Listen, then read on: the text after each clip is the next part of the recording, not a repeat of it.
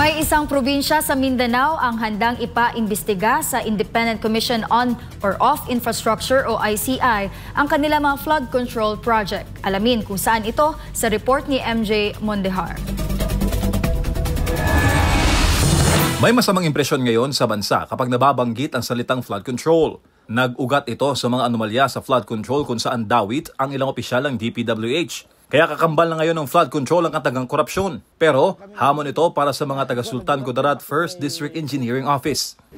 Pinuntahan ng SMNI News ang isa sa kanilang flood control project at tumambad sa amin ang makapal na pader na itinayo sa kabaan ng 120 km na Ala River System. Sa tanong kung ampaw ba ang kanilang proyekto, narito ang sagot ng local DPWH. Per kapal niya. Tapos yung bakal niya na 16 mm, as per specs yan lahat. As per plan, sinunod talaga? Yes, kasi hindi po kami papayag na bubuhusan nila yan. Before sila magbubuhos, i-check muna namin yan. Itinayo noong 2024 ang segment ng flood control na aming pinuntahan. Bantay sarado ra ito ng mga field engineer kaya natapos agad sa 5 buwan ang proyekto. Ayon pa kay Engineer Pendaliday, istrikto ang kanilang provincial governor sa pagpapatupad ng infra projects. Kaya nasusunod raw lahat ng specifications ng proyekto mula sa kapal ng semento, uri ng bakal hanggang sa mga materyales na ginamit. Maraming calamity na po ang dumaan dito. Maraming bagyo na ang dumaan pero nakikita nyo nakatayo pa rin yung flood control natin. Stable siya.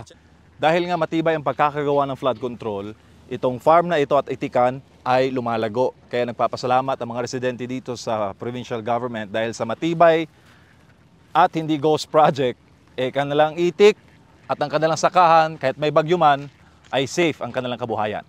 Mas pasalamat ko kay na Daikan, kay ang akon nga area, maproduktuhan man siya.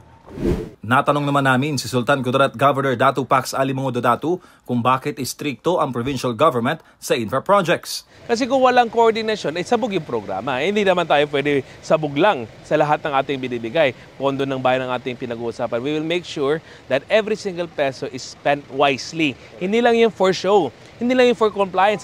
Noong wala pang flood control sa Ala River, matinding pagbaha ang problema ng mga residente sa Isulan. At ayon kay Governor Mango Dodatu, ipagpapatuloy nila ang pagtatayo ng flood wall. Sakop ng Ala River ang mga probinsya ng South Cotabato, Sultan Kudarat at Maguindanao del Sur. Will that flood control be better serving our constituents? Ilan ba ang natulungan yan? May feasibility study ba yan? Kaya nga nandyan ang local government to make sure na ang project na yan hindi lang sa maayos ang paggagawa, kundi maraming matutulungan. Handa naman ang provincial government na sumailalim sa investigasyon ng ICI o Independent Commission for Infrastructure na nagsasagawa ngayon ng case build-up sa anomalya sa flood control. That's why here in Sultan Kudarat, wala pang controversy, wala pang skandalo, we are already doing it.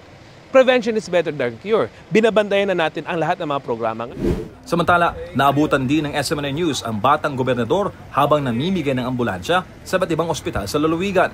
Ngayong Nobyembre, mas marami pang ambulansya ang ipamimigay sa mga ospital at rural health units sa probinsya. In addition ito, at least magagamit natin ito pang long distance at saka mga emergency na kailangan natin na ihatid sa Davao, Jensan, or Cotabato City.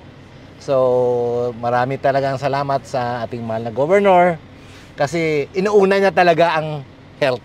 With all, thank you very much kay Gob siyempre, pabigay sa amin ng ganitong time and ganitong vehicle for the use of our patients and for the use of the hospital.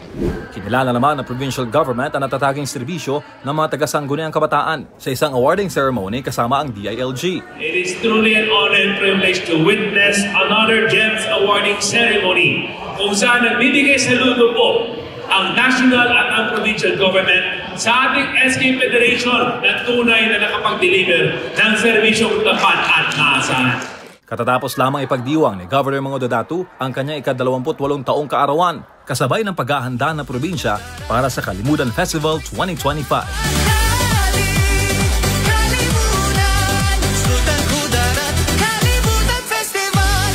Para sa Diyos, sa Pilipinas kong mahal, MJ Mondehar, SMNI News.